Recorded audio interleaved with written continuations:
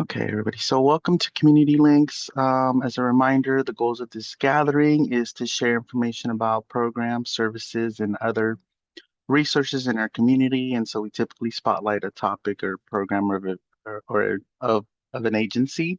And our other goal is to provide an opportunity for you all to connect with each other to the extent possible in this kind of format.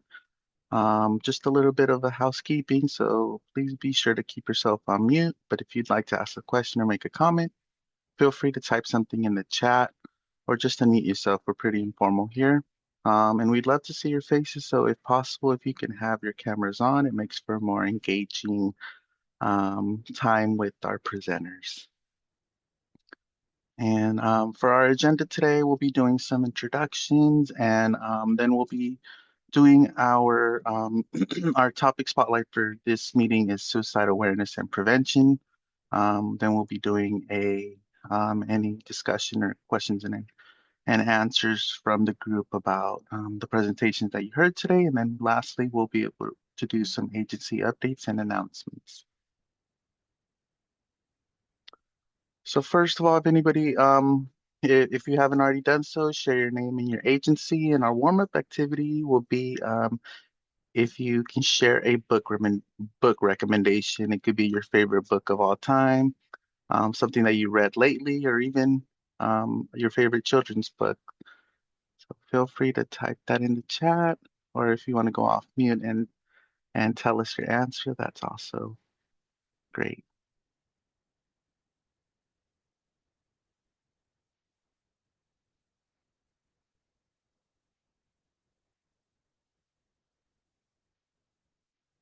And good morning to everybody coming in.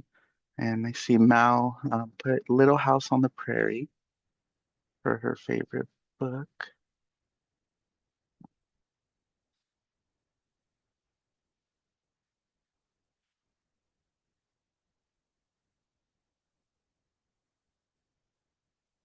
Nadia put the favorite book being the book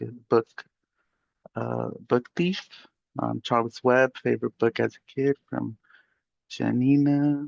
And good morning, Shua. Favorite children's book, The Giving Tree.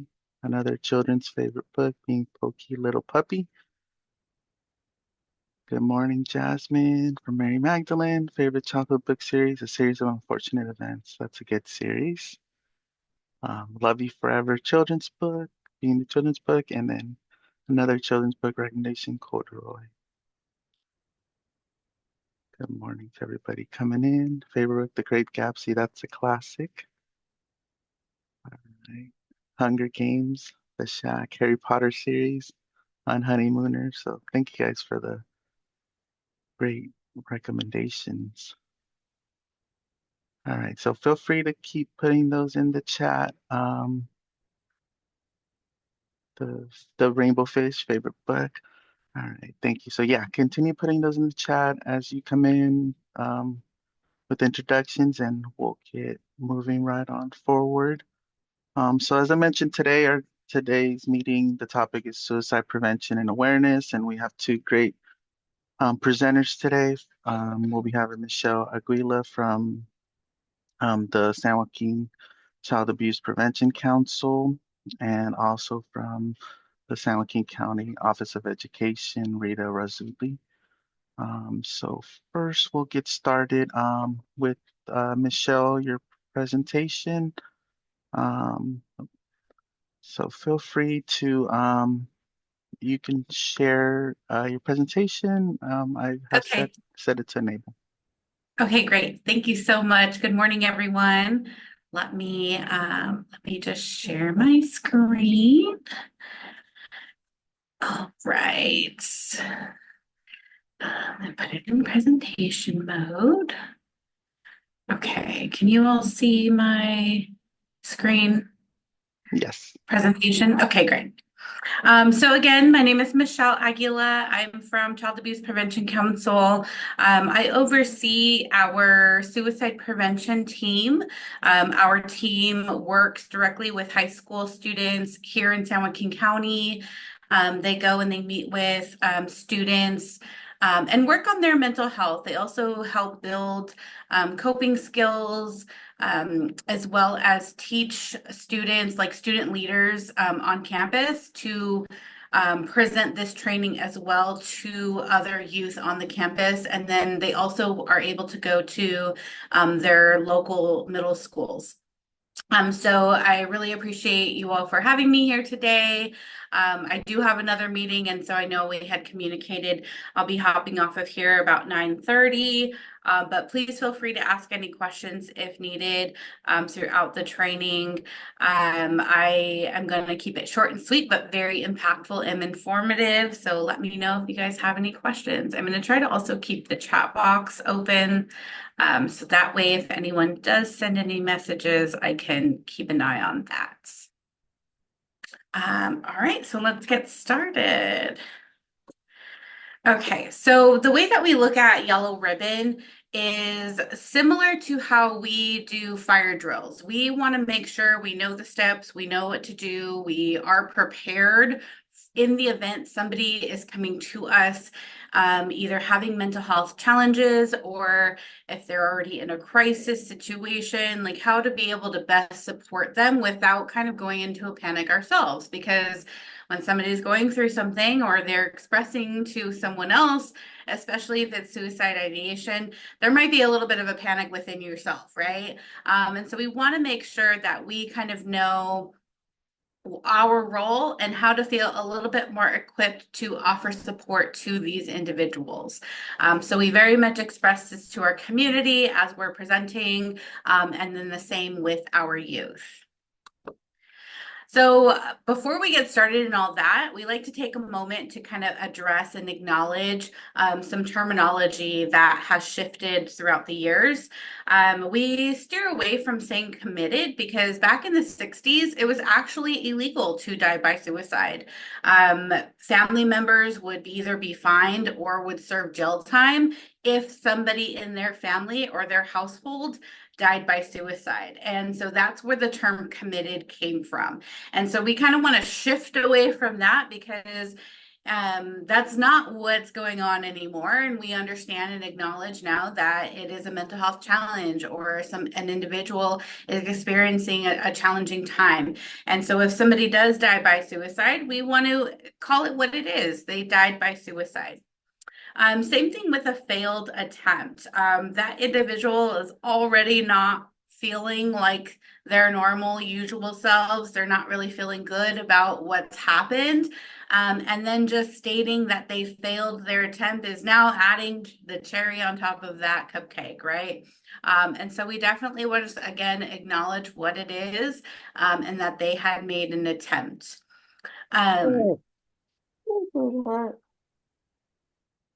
Oh, I heard someone off mute. Somebody have a question? Sorry. Nope, I think that was just an accent. Okay. And then also we have suicide attempt survivor or survivor of suicide loss.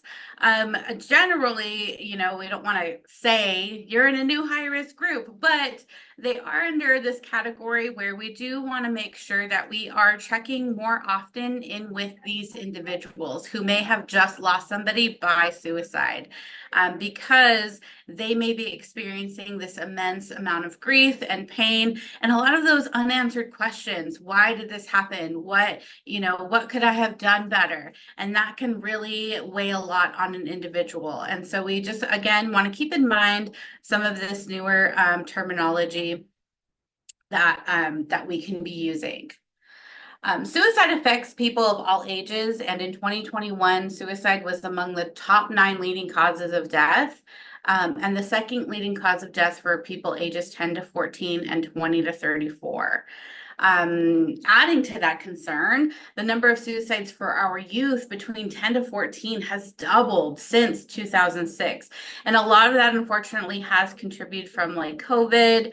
Actually, right before COVID, we had a 2% decrease in deaths by suicide, which was amazing because we hadn't had a decrease at all in about 10 years before 2019. And so we were really excited that we had made that milestone.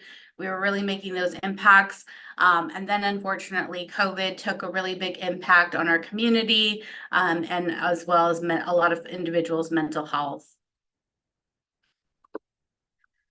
So some may feel that if we talk about it, especially to our youth, that we're going to give them these ideas. And that's not the case at all.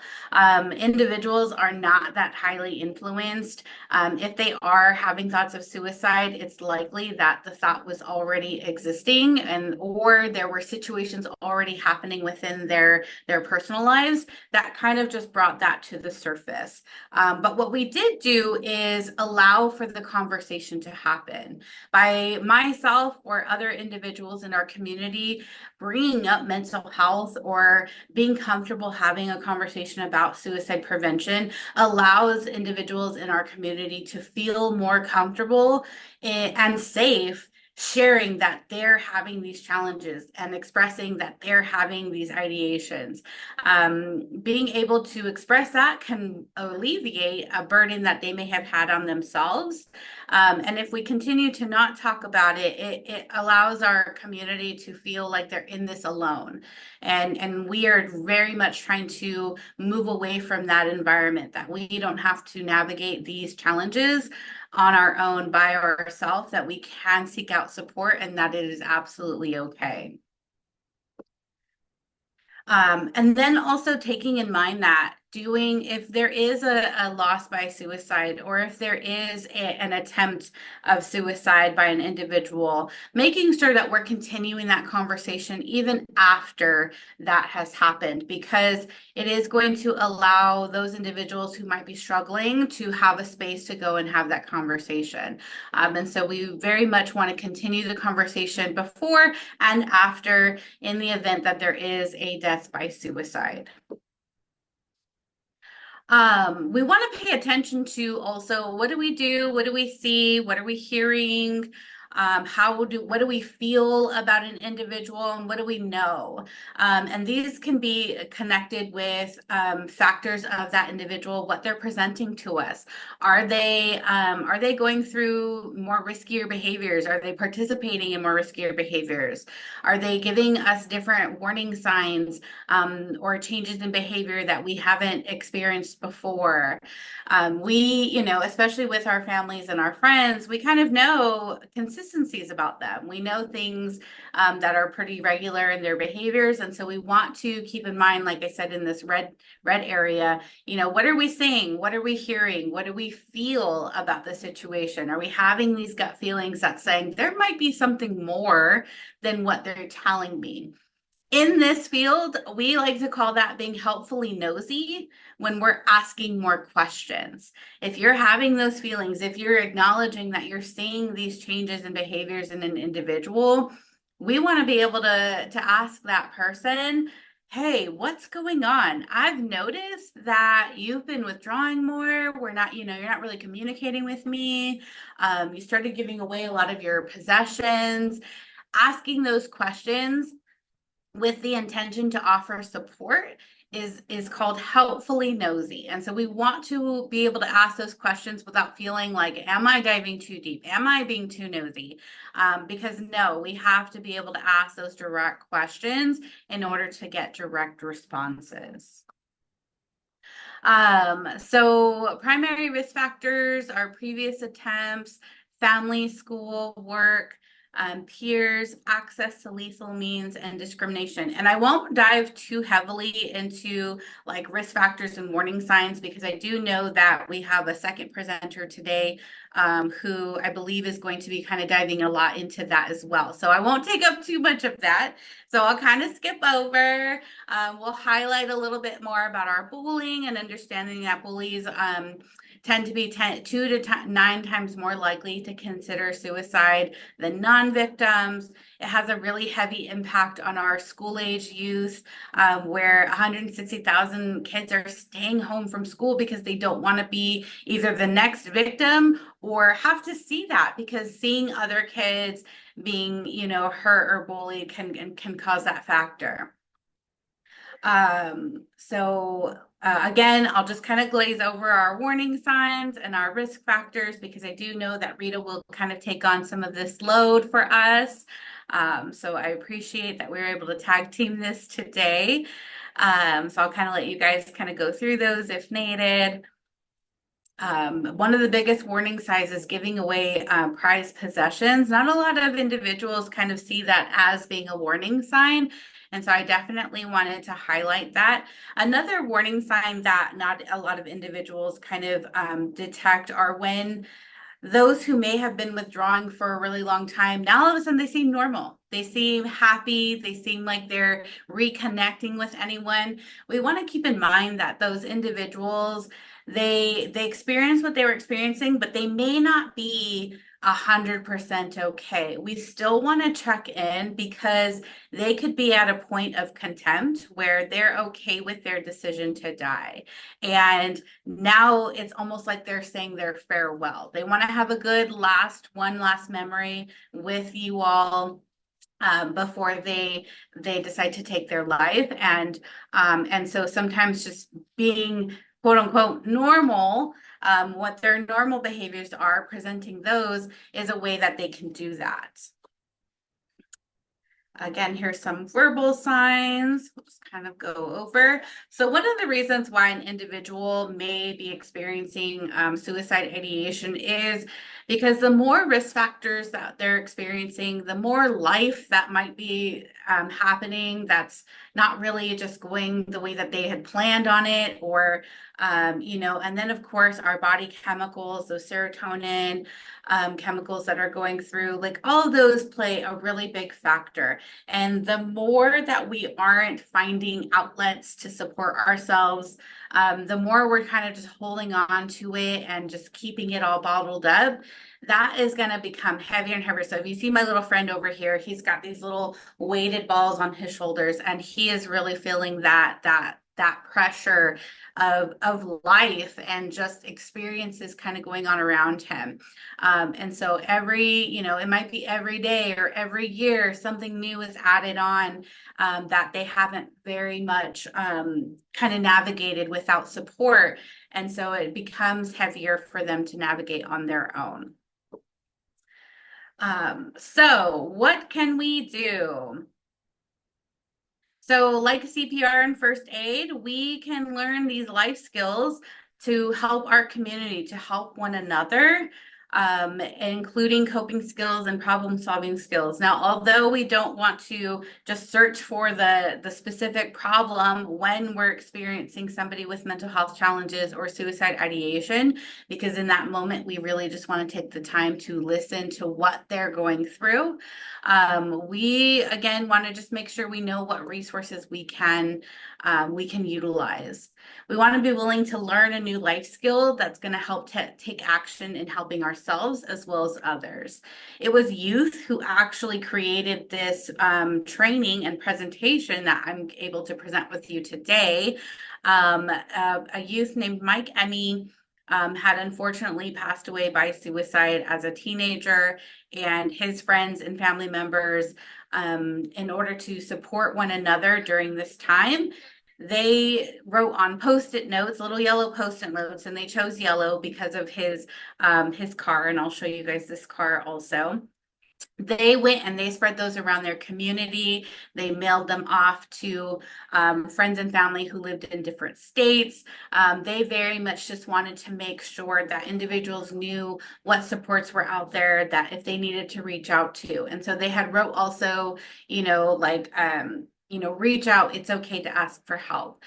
And so they chose yellow because of Mike's Mustang.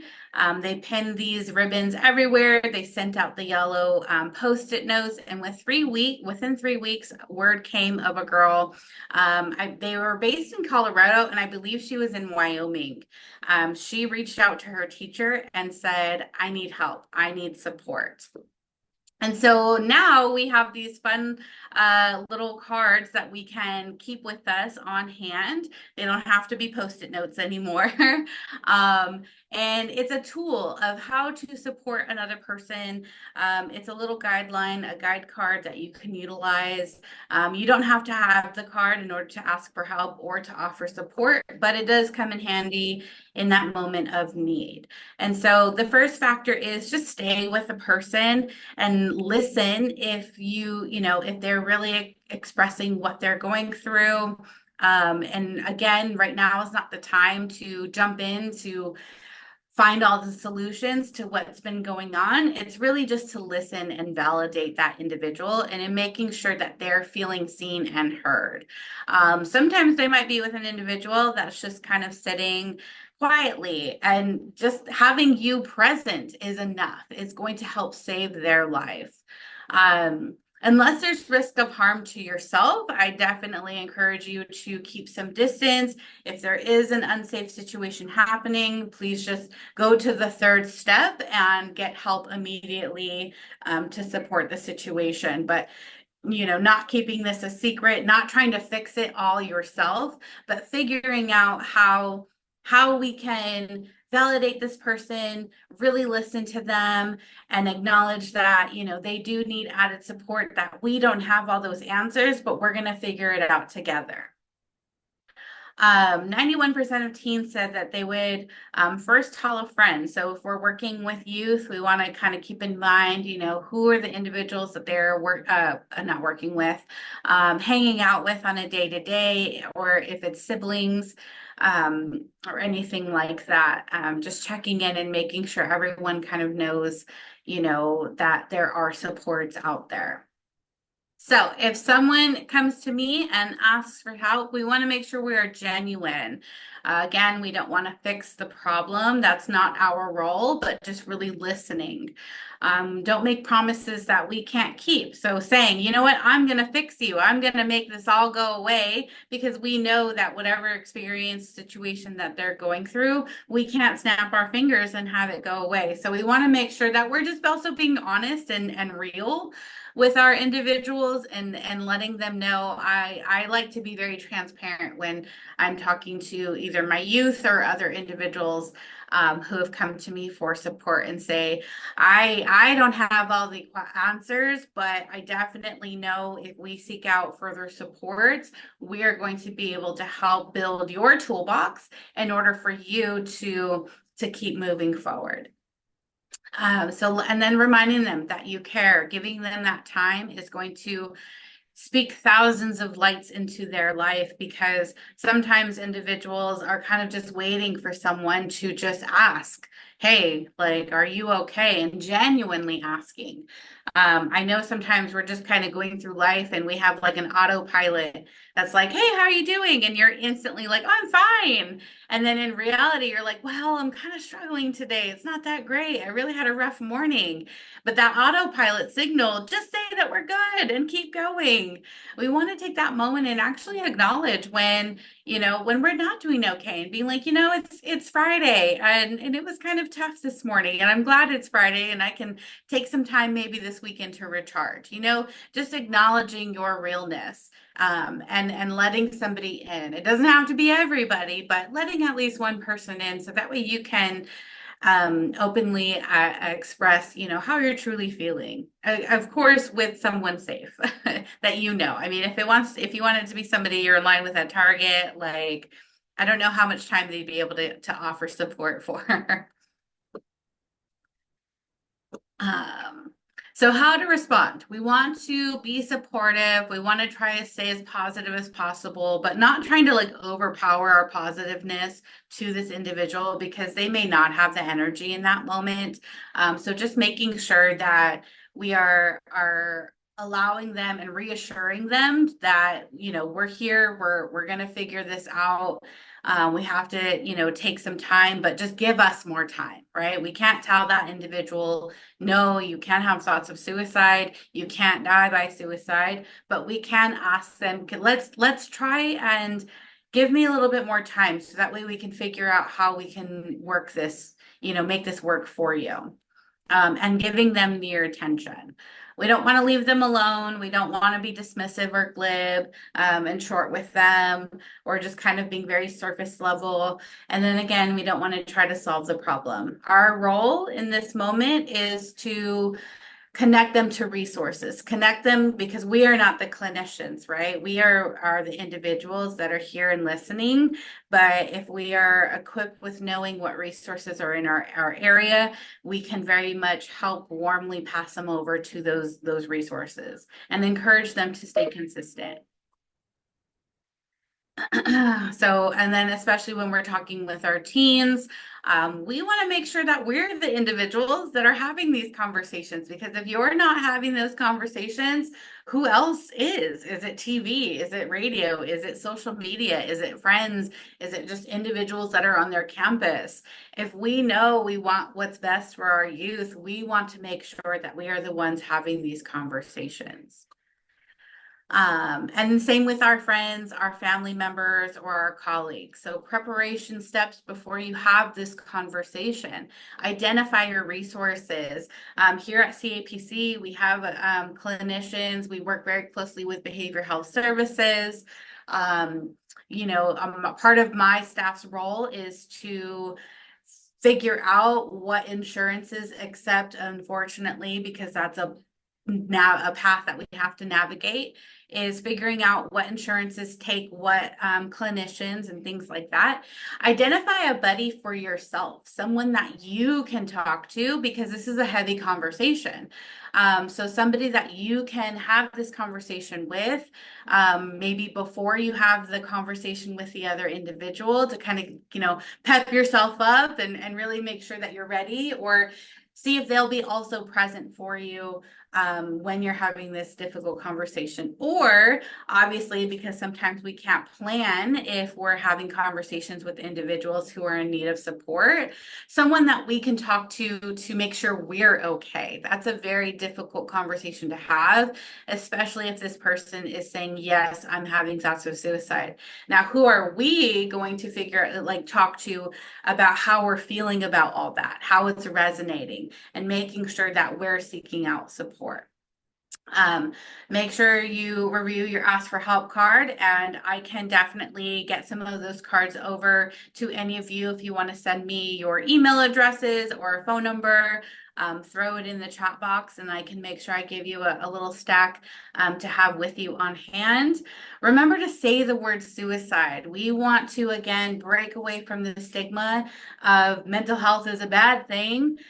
It is an unfortunate situation that some of us experience in life, and we are doing our best to try to prevent it as best as we can. And one of those ways is having that conversation and being very direct in saying these words. So saying the word suicide. I do a half-day training called Safe Talk, where we actually practice having these conversations. So if any of you are interested in attending those trainings, please let me know, and I'd very much love to come out to your agency or your groups.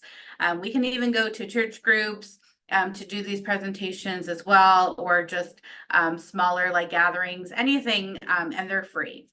And then making sure that you're choosing the appropriate time to talk. So we don't, if somebody's coming in and they've got their hands full, or, whatever, just making sure that we're kind of seeking out a moment where, the calm has kind of come upon us as best as it could, and then bringing up, hey, this is things that I've noticed. I just want to check in and see if you're okay. Are you having thoughts of suicide? And asking that very direct question. Are you having thoughts of suicide? Ways to offer support in our community: displaying a yellow ribbon. You can also display teal and purple, because those are the national suicide awareness colors. We display yellow because that is the yellow ribbon training that we present. And then having trainings with your groups, with your agencies, with your teams. We can come out, we can continue to do more extensive trainings as well. Keeping Ask for Help cards, and then also any community activities that you guys want to participate in. Every year we host Walk for Life. down at Victory Park. I'm not sure if any of you have participated in that, but we usually hold it in September, which is Suicide Awareness and Prevention Month. So definitely just, like reach out, connect with me, and we can collaborate. That's all I have for today. Again, I know you're going to go continued training with Rita, and so I do appreciate all of your time. I see a couple people have messaged me about getting asked for help cards, so I will take down your email information and make sure I get those on over to you as soon as possible. So I'm going to stop sharing. And does anybody have any questions? I know I just pretty much reached my max time. But I will take down those emails, and then I will connect with you all later on this afternoon or early Monday morning. All right. Well, thank you so much. Thank you all so much for having me as well. Have a great weekend. Alrighty. Thank you, Michelle, for that presentation. It was very informative. We appreciate you joining us for our community links. Next up, we'll have Rita Razzulli from San Joaquin County Office of Education. Good morning, everyone. Thank you for having me. My name is Rita Rasooli, and I am a prevention coordinator with San Joaquin County Office of Education. So before I get into a little bit of what we do and give you some information on suicide, just give me 1 second. Let me just share my screen.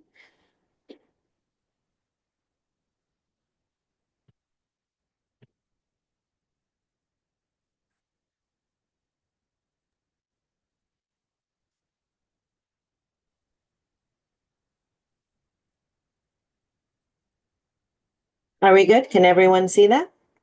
Yes. Thank you. So my presentation will go over a little bit about suicide and some risk factors, protective factors, and things like that. And then I will also go into a little bit of what we do at our county office and some of the things that we provide, and as well as other resources that you may be able to access. So before we get started, I want to just clearly define what we mean by some of these words. So suicide is when people harm themselves with the intention of ending their life. Death is the result. And why did I want to add this in there? Is because there are other self-harm things that some people might participate in, and their intention is not to die. What it is when people participate in self-harm, although they could die because of it, their intention is to really mask the pain that they are going through. And so sometimes those two words and, harming themselves might be different than or the intention is different than suicide. So I wanted to be very clear of what we are talking about. A suicide attempt is when people harm themselves with the intention of ending their life, but they don't die. And then suicide ideation is a broad term that describes various considerations regarding suicide. What that means is they are contemplating their, about ending the pain in their life by dying. They want to die because they feel hopeless. They feel like that's the only way that they can end the pain that they are feeling.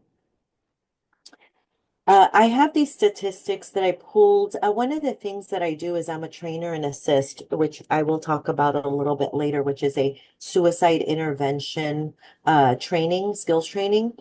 And from their website, and we share this as part of our presentation. These are as of 2022. The US population was over 333 million people. The reported suicides were about 49 and a half thousand. The rate of suicide 14.4. I want you to look at the people with thoughts of suicide. Over 16 million. Okay. Now there's two things that I want you to think about. First is we want those reported suicides regardless of the number what we want is zero. What I really want you to look at is the hope that we have that with so many people with thoughts of suicide, how many suicides are reported. One thing is there are ways to help somebody through trauma-informed care, through seeing some signs that can keep them alive. The other thing is when we look at reported suicides, it's a clear suicide. And why does that number seem so low? And many of you are probably thinking about that, is because if it is not a clear uh, uh, note, knowing that this person 100% this was suicide, they wanted to die, they cannot call it a suicide, which some of those events could be a car accident, some of those events could be in an overdose. Overdoses are typically called an accidental drug overdose, but without a clear knowledge of the person's intentions, they cannot call it a suicide. Okay. So we want to think about those that our numbers really can't be that accurate when we're looking at suicide rates. So some of the risk factors that a person might have that might make them make them more vulnerable or put them at higher risk for suicide is a previous suicide attempt, certain mental disorders and family history, abuse, neglect, bullying, sexual violence, social isolation, and access to legal means. The list is so much longer than that. I'm going to go into a little bit more on warning signs of suicide, but the reason why I highlighted these is because there's many things that really lead to some of the items that I have listed here. Isolation, social isolation is a broad term. Sometimes it is through them wanting to be alone because they feel like they are not worthy of being around others, or it is through means of people isolating them. Sometimes feeling alone could be mentally and emotionally, not really physically. There's many people, there's many youth out there that have people around them all the time, but they feel alone because they feel like there's nobody that they can connect with. Okay. These are risk factors that we talk about, but I want to highlight as I go through some other things that are risk factors, pressures that our young people are facing, whether it's academically, whether it's through maybe a sport, whether that they are playing, whether it's through socially, through social media pressures, they start to weigh. And Michelle had a great slide that she had the little person with all of those things on top of them. And many times we don't know when it becomes too heavy for that person. And we have to look at some of those warning signs that we're seeing when they do start isolating or when they are saying words such as that are not clear for suicide, for us to ask the question, but things such as, I can't take it anymore, or this is too much. What's the point? This is hopeless. Those expressions could mean so much more than we might really be hearing just in the words that they are saying. I also want to talk about adverse childhood experiences. Many kids face adverse childhood experiences, which the acronym is ACEs. So if you've heard of the acronym ACEs, that's what it means. And the definition of ACEs is a potentially traumatic event that occurs in childhood. What these events do is they are so traumatic that they create a toxic stress response. That toxic stress response for a youth during that pivotal time of brain development can really alter that healthy brain development, and it creates a vulnerability to depression, to anxiety, to other physical illnesses later on in adulthood. But during youth, what it puts them at risk for substance abuse. It puts them at risk for unhealthy coping skills, participating in risky behavior. The reason why I put ACEs up is because people who are reported 4 or more ACEs are significantly higher risk for suicide ideation, and suicide behavior. If we can minimize the ACEs or even be aware of ACEs for young people, we can significantly reduce those risks.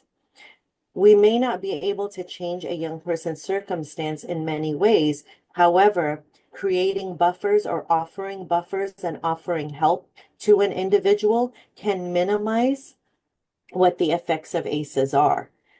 So rather than those adverse experiences creating a toxic stress response, what we can do is turn it into a resilience building opportunity for the young person. When they face challenges, but those challenges are not able to be met by a resource, a buffer, a support, that's when the toxic stress response occurs. However, when there is a support, when there are resources that are able to buffer out those events, that's when resiliency is built. When we see signs and we find the words and we ask them the question, and we're going to get into those words, and I know Michelle highlighted those words, it's very important because when we ask directly, not only are we minimizing the stigma behind it and the shame or the guilt that the individual is feeling, but we are clear in what we are asking that person. We are clear in what we are trying to deliver to them. When they feel like there is support for them, that gives them the glimmer of hope. As a suicide intervention trainer, one of the things that we really, really highlight in the training is that when a person uses things such as but or such as expressions, right? Like I feel, I don't want to live, but there's hope there. That means that this person doesn't have a clear, they really don't want to die. They just feel like there's no other hope for them. And so we try to highlight the words that they are using and reiterate it back to them. The other thing is thinking about the people that are in their lives that individual might feel like they're a burden to, but at the same time, whether it's parents, whether it's siblings, whether it's uncles, aunts, friends, team, whoever it is, teachers, whoever it is, that there are people around them, they just may not be seeing it clearly. Some of the warning signs that a person might, they might not be clear, I think Michelle highlighted a very important one that sometimes a person, I had a student who actually, an adult student who actually died by suicide. And what he did before he killed himself that night was actually go out and hang out with the other, it was a group of students that were all friends and they all went out afterwards. They had a party. I mean, he seemed quote unquote fine. He killed himself right afterwards, and that decision that they make to die, it actually helps them get over the pain almost. It puts them almost in a good mood of, this is all going to end. I'm no longer going to be in pain. And what we see from the outside is we see somebody, quote unquote, oh, they're okay now. And that is not always the case. Guilt and shame is another thing that I want to highlight because that burden that people weigh on their shoulders is going to be different for one person to another. What we might think is not a big deal, and I throw these quote unquote because these are expressions that we all use as human beings, but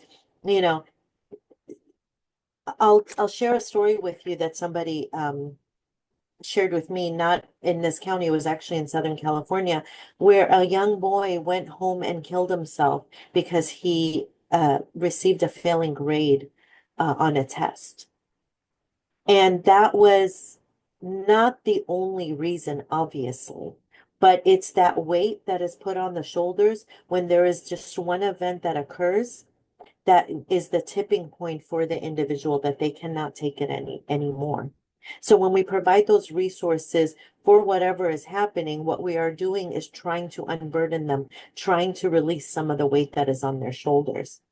Guilt and shame, going back to that, is important because culturally, there are many things, there are many variations of guilt and shame.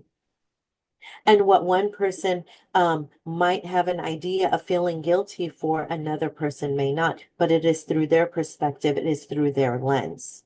And for us to be able to see those warning signs. If we do, be clear.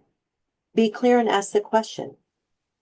Are you thinking of killing yourself? Are you thinking of suicide? It's okay to ask. It's okay to ask because I would rather ask the question and be wrong and be completely wrong. And also, one thing to consider is they may not say yes. They may be thinking it, but they may not say yes. One of the reasons that they may not do it is because they are feeling guilty. They are feeling shameful because they feel like they are not strong enough to be able to deal with it. They feel weak because of those thoughts of suicide. When we ask the question and we get a no, rather than pushing it, is really continuing to watch over this person's behaviors, continuing to have a conversation, continuing to talk about resources, maybe offering some resources. If we do get a yes, whether verbally or in any, through signs of a yes, what we want to do first and foremost is to keep them safe. That is first and foremost. We can't solve all of their problems in that moment, but what we want to do is keep them safe. Now, that keeping safe range could be a variation. It could be where an individual needs that 24-hour care and watched over because they are in that moment that they have to be watched over, or else they will follow through with their suicide attempt. Listen to them, talk to them, hear them out non-judgmentally. Again, going back to their own lens and their own experiences and their own perception, saying words such as, it's not that big of a deal, causes more harm to them than help. Listening to them non-judgmentally is really understanding them and just hearing them, asking open-ended questions to them. If they are an agreement, connecting them. Now, this slide shows the National Suicide Prevention Lifeline. I will have a slide that I know will be shared. These slides will be shared with you all later on, but I also have one for 988. 988, and I can't think of the number off the top of my head, but 988 statistically has been shown that a vast majority of the calls that are put into 988 or texts they are able to help the person without that person needing any further support. Many times an individual just needs somebody to listen to them. Staying connected is important because it shouldn't be a one and done. Remember the risk factors, a person with past suicide ideation or suicide behavior is vulnerable to future suicide ideation and suicide behavior. So staying connected with them. Another thing I want to highlight is I want you to understand that if you are not able to help or you are not willing to help yourself, be okay with that. That is okay. Do not feel like that you have to help if you are in a place that you are not able to. It is okay for you to also take care of yourself. Connecting them with somebody who is able or who is willing to help them is going to help them and be beneficial for them. So please do not put that burden on yourself. This is a very heavy thing to have to deal with somebody, and you may not be in a place where you are able to do it yourself. Okay. So let's look at some protective factors that helps an individual buffer those stressors that we talked about earlier. Learning coping and problem solving skills, connections to family, friends, and community. So as human beings, we are wired to connect. We are made to connect. So any type of feelings of isolation, whether it is physically, emotionally, socially, whatever it is, puts us at a higher risk of suicide ideation or depression, anxiety, and all of these other factors that may lead to suicide. So having a connection through other individuals helps us. Well, so that's where a lot of our communities and our schools and things like that help, because if a person doesn't really have many friends, or a person doesn't have much family to really turn to, it's where those clubs, the team sports, the community events really come into play, because it really gives them a sense of belonging. Statistically, actually, on the positive end of childhood experiences, so I talked about ACEs. Positive childhood experiences are those factors that really help an individual, help a youth to develop resiliency. One trusted adult is enough to offer enough buffering for a young person to be able to build resilience. One trusted adult, and that trusted adult could be a teacher, it could be a school resource officer, it could be the custodian, it could be the individual working in the office, in the cafeteria, in our community. It's one trusted adult. Having available physical and mental health care, and I know Michelle touched on that earlier, is what does our community offer regarding whatever access is accessible to them, right? So if there is no health insurance, or if there is a long wait, or if you know this resource doesn't take their insurance or whatever plan that they have, that's not going to be accessible to them. I don't think I have a slide on ACEs Aware, but I would like for you all to maybe jot that down if you are not aware of this resource.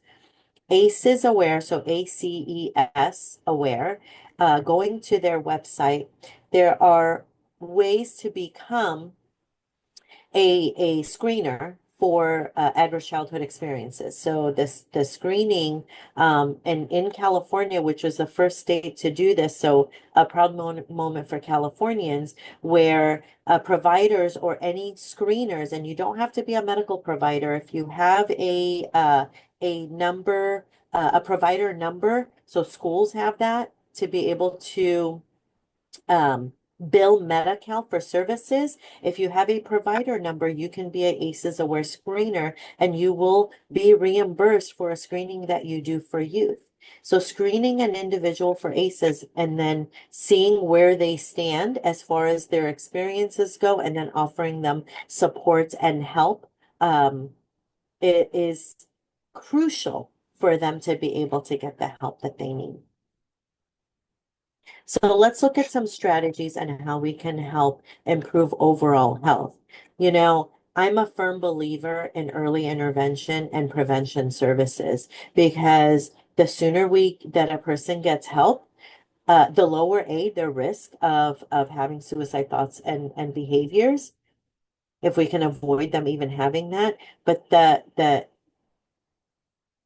I don't want to say easier, and I hate using that word, but it is much more easier to help somebody when they are in those early stages of prevention and intervention. The further in they are on the spectrum, the harder it is and the more resources that they need. So let's look at the Stress Busters wheel. If you go on the ACEs Aware website, actually you will see this, and you'll be able to actually download the activity and do this activity, whether it's with your colleagues, whether it's with youth, whoever it is. And this wheel, doing an activity with Stress Busters, is using these different areas of self-care, basically, and what are those resources and what is needed, and what does the individual need. For example, quality sleep. Does the individual have uninterrupted healthy sleep? That is something that is very important for a person's overall health. Okay, balanced nutrition, physical activity, all of these areas, doing an activity like this with a youth can help them come up with some strategies to be able to combat some of the stressors that they may be going through. Okay.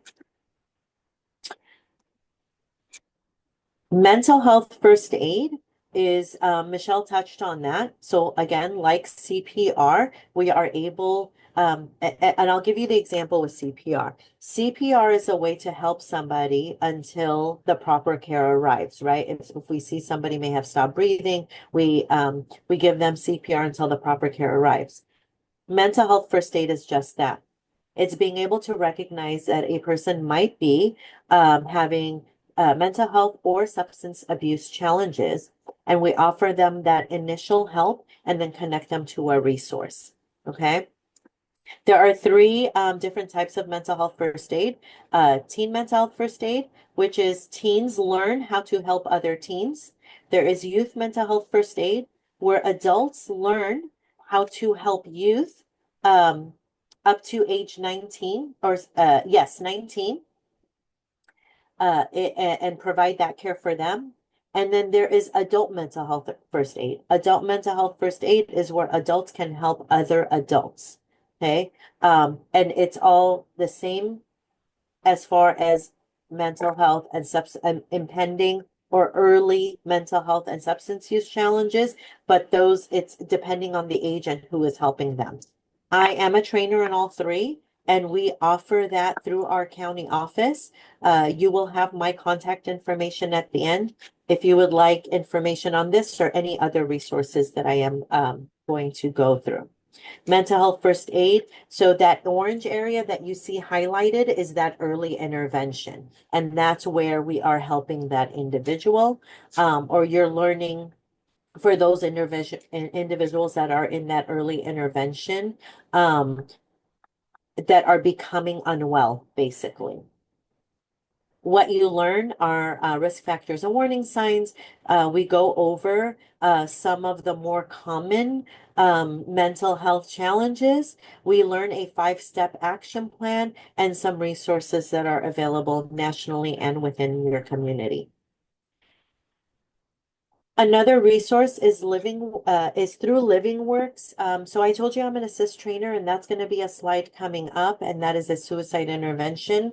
But LivingWorks has several different trainings that are available. So online, they offer a self-paced 90-minute start class that is for anyone age 15 and older to learn how to talk to somebody who may be having thoughts of suicide. Using the 4-step task model to be able, it's a pretty foundational training to learn how to talk to somebody and how to ask the question of, are you having thoughts of suicide? Safe Talk, which is Michelle said she's a trainer, is a 4-hour in-person training for anyone 15 and older. And again, this is probably the next step in learning how to talk to somebody who has thoughts of suicide. Okay. You learn a little bit more about the signs and how to connect somebody with the resources. Assist is a 2-day training, and that is the training that I am trained in. So this is a 2-day training. This is when a person says, yes, I am having thoughts of suicide, and you learn a 2-day, or the training is 2 days, but you learn how to provide an intervention for somebody with clear intention of suicide. Okay. What we do is we learn the suicide first aid model, how to keep somebody safe, how to provide them with resources. It's very in-depth and a highly recommended training, and you actually get to practice those skills in that 2-day training. LivingWorks has been around for about 35 years, and their intention is to provide a suicide safer community. And so the different levels of training they have, I highly recommend. Focus is an effort that we are proud to be a part of here at San Joaquin County Office of Education. Focus is it's basically a multidisciplinary response effort that is between first responders and school personnel. This is for San Joaquin County. Other counties have it, have a similar program. What it stands for is focusing on children under stress.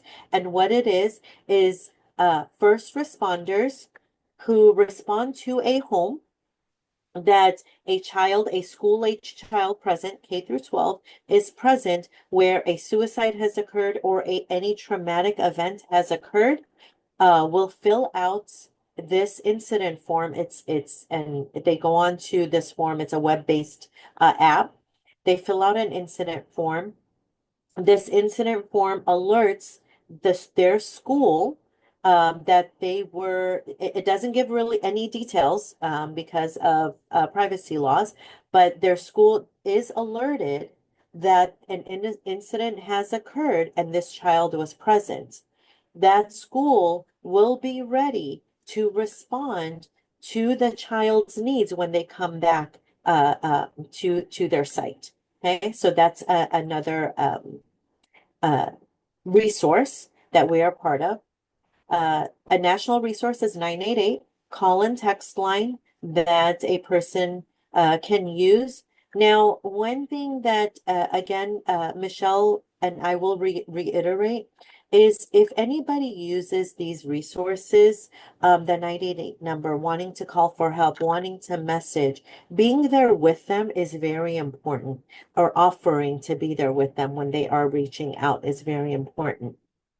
The National Human Trafficking Hotline is an important resource for individuals, or the Trevor Project, which is a crisis intervention and prevention for LGBTQ teens. So I think I went 2 minutes over. My apologies, but here is my contact information. I'll give you just a second to either take a picture. Like I said, you don't need to, you're going to get these slides, but here's my contact information.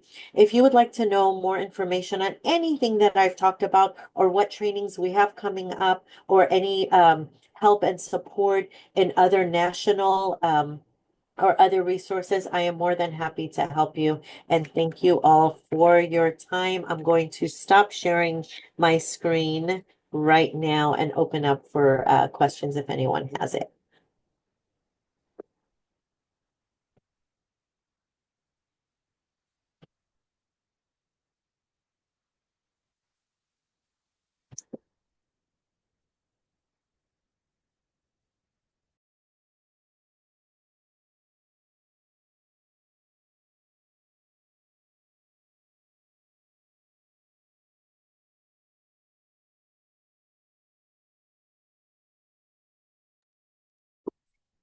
So I'm going to probably jump off in a few minutes, but uh,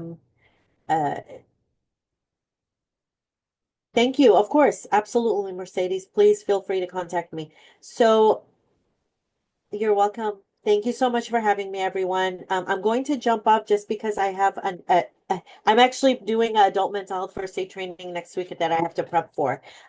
So feel free to contact me at any time. I am available by phone or email. Thank you so much.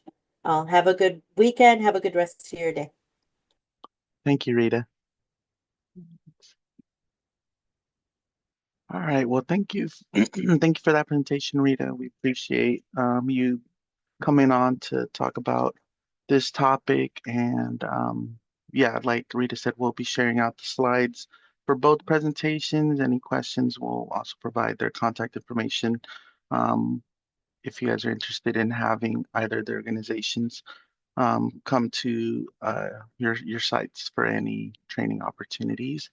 So now for the last portion of our meeting, we wanted to provide some time for any updates or announcements from any of our participating organizations. If you guys have any upcoming events, any newly launched or expanded program services, or any resources that you wanted to spotlight. And you can come off mute if you would like to if you have an update or an announcement.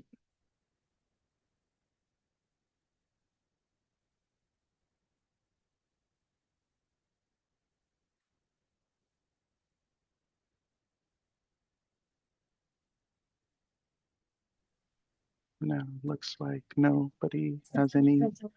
County Education. I just wanted to mention a training opportunity that one of our amazing head coordinators from our Head Start team is putting for special needs on January 27. There was a link sent to some program managers, but if you are interested, I can drop the link. It's a Google form that you filled out with your interest in the participation. for that training. So if anybody's interested, I'll drop it down below. If you have any questions, please feel free to contact me as well. Perfect. Thank you for that update. Eva? Good morning. I just wanted to give you all a reminder that at Amelia and Adams Whole Life Center, we're having our mobile farmers market Friday, December 13th. We have it every second Friday of the month for a food distribution of fresh produce and bread sometimes. Perfect. Thank you for that update, Eva. Anybody else? Anything to share? Yes, good morning. I am also with the San Joaquin County Office of Education. I just wanted to share with you guys to save the date for January 24th through the 25th. We're going to be having the Early Childhood Education Conference. We still don't have the registration flyer out. As soon as we have that, I'll send it over. I'll send it over to Stephanie so she can share with you guys. Thank you. Hi, Jose. This is Liz over at Stockton Unified Early Childhood. Good morning, everyone. I wanted to mention that if any of our community partners have families who are interested in signing their kids up for preschool, we are enrolling as I speak. We take 3 and 4-year-olds. If you have families who is hesitant, who is kind of like, what does preschool look like, please reach out to Sandy and I. We are able to schedule kind of like a site visitation for your families and kind of schedule it with our teachers and take our families in and kind of just walk around and kind of get a feel for what a preschool setting feels like, looks like, to kind of ease families' anxiety. And so please do reach out to us as well. Thank you. Perfect. Thank you, Liz. Luz? Yes, I wanted to share that Saturday the 7th, this Saturday, on 444 North American Street, there'll be free photos with Santa, and there'll be raffles, free hot dogs and hot chocolate. They'll also be doing crafts. So they're inviting the community. So if anybody wants to share that with your agency and let them know that that event is happening from 10 to 2 p.m. this Saturday. Perfect. Thank you, Luz, for that update. Anybody else?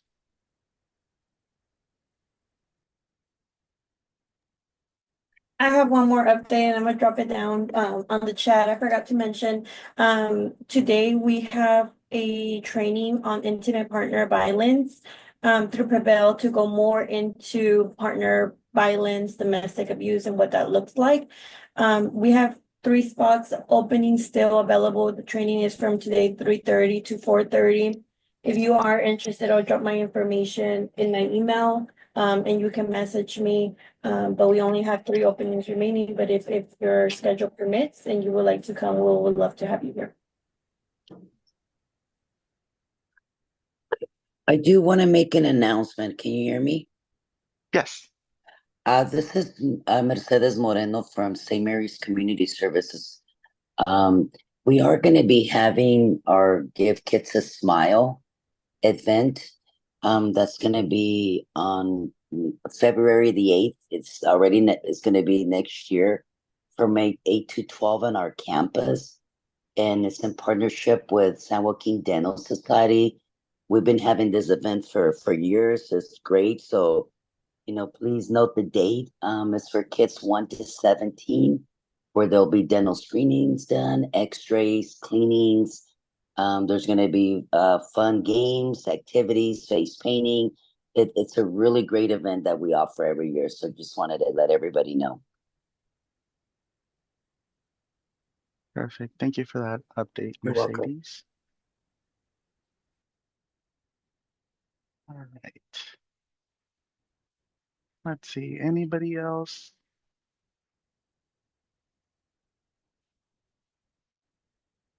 Okay, if not, Just wanted to some reminders. If you guys want to share some ideas for future community links topics, feel free to reach out to us at sackids@sjgov.org. Just a reminder, if anyone has any new team members joining the organization, feel free to send their contact information to be added to the distribution list. We want to thank everybody for joining today, for our two presenters, and thank you for sharing all the different resources and events going on within the community. Our next meeting is going to be January 3rd, 2025, and the topic is to be announced, but we'll be in touch via email for the information. Thank you guys for participating, and hope you guys have some good holidays. Thank you, Jose. Thank you.